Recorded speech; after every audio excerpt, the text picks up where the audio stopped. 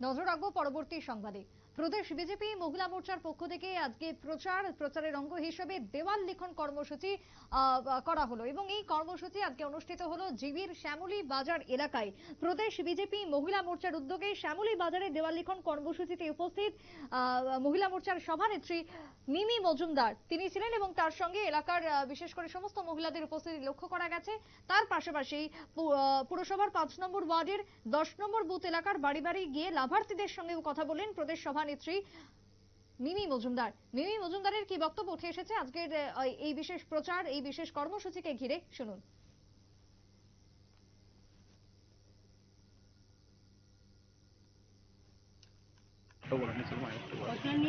নমস্কার।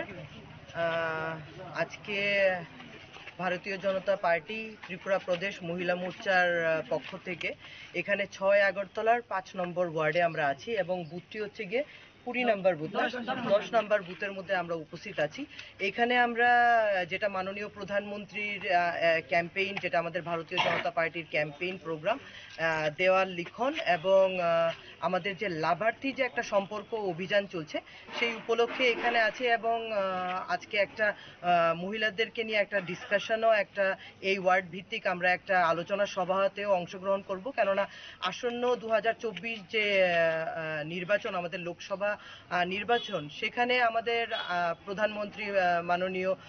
নরেন্দ্র মোদীজিকে আমরা সবাই সকল স্তরের ভারতীয় জনতা পার্টির কার্যকর্তারা এবং আমরা সবাই চাইছি উনি পুনরায় আবার সেই ওনার প্রধানমন্ত্রীর আসনে উনি বসুক এবং সেখানে আমরা বলছি যে আপকি বার 400 পার, যেটা অবশ্যই 400 পার না, 400-র অনেক বেশি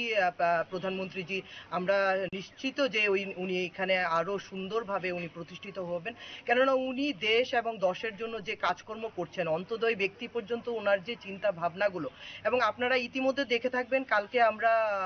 পার্টি অফিসের সামনে, আমাদের কৃষ্ণনগর স্থিত পার্টি অফিসের সামনে, সেখানে আমাদের বিকশিত ভারত মোদি কি গ্যারান্টি সেই অনুষ্ঠানটিও আমরা করেছি, যেখানে আমরা ইন্টেলেকচুয়াল মানে লেভেলের প্রত্যেকটি নাগরিকের সাথে আমরা সেখানে কথাবার্তা বলেছি, ওদের মতামত, ওদের অনুভূতি, প্রত্যেকটা জিনিসই আমরা জানতে চেয়েছি। এবং সেখানে দেখা গেল লোক এই যে একটা বিকশিত ভারত মোদিকে গ্যারান্টি, একটা ডেভেলপড ইন্ডিয়ার জন্য যে মোদির যে একটা গ্যারান্টি, মোদি কিভাবে লোকের ভিশন নিয়ে, লোকের আইডিয়াস নিয়ে,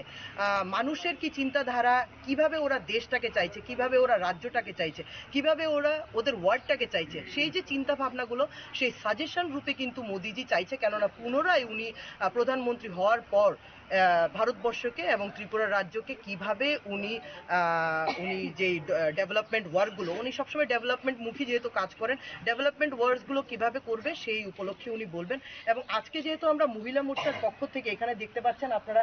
বৃষ্টি সত্ত্বেও এখানে আজকে একটু ভালো বৃষ্টি হয়েছে, তা সত্ত্বেও যে ওদের মধ্যে একটা উন্মাদনা, মহিলাদের মধ্যে যে উন্মাদনা, দিদিদেরকে সবাইকে আমি আমার গৈরিক অভিনন্দন, শুভেচ্ছা এখান থেকে জানাচ্ছি। এবং এই ওয়ার্ডে যেখানে আমি এসছি, প্রত্যেকটি নাগরিকের প্রতি আমার থাকবে, ওদের প্রতি শুভেচ্ছা থাকবে এবং আগামী দিনে ওরা যেন প্রধানমন্ত্রীর হাতটি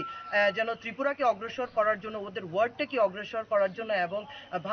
ভারতবর্ষকে অগ্রসর করার জন্য ওদের ভূমিকাটা কিন্তু ভীষণভাবে থাকবে, কেননা আমাদের যারা গণদেবতারাই আমাদের দেবতুল্য, ওদের ভোটে আমাদের প্রাণপ্রিয় প্রধানমন্ত্রী বসবে। সেখানে বলবো মহিলাদের জন্য এই যে নমোদ্রিয়ন দিদি, লাখপতি দিদি, মানে এত সুন্দর সুন্দর স্কিমস, মানে টেকনোলজি ওয়াইজও ইন্ডিয়া কতটা এগিয়ে গেছে সেই জায়গাতে কিন্তু আমাদের মাননীয় প্রধানমন্ত্রী দেখিয়ে দিচ্ছেন। এবং আমি ইতিমধ্যে বলতে চাইবো যে 8 তারিখ আন্তর্জাতীয় নারী দিবস ছিল, সেখানেও কিন্তু উনি পিছু হননি, সেখানেও প্রাণপ্রিয় প্রধানমন্ত্রী নরেন্দ্র মোদীজি কিন্তু আরো 100 রুপিস। আপনারা শুনলেন আজকের কর্মসূচিকে কেন্দ্র করে প্রদেশ সভানেত্রী মহিলা মোর্চার সভানেত্রী মিমি মজুমদারের বক্তব্য এবং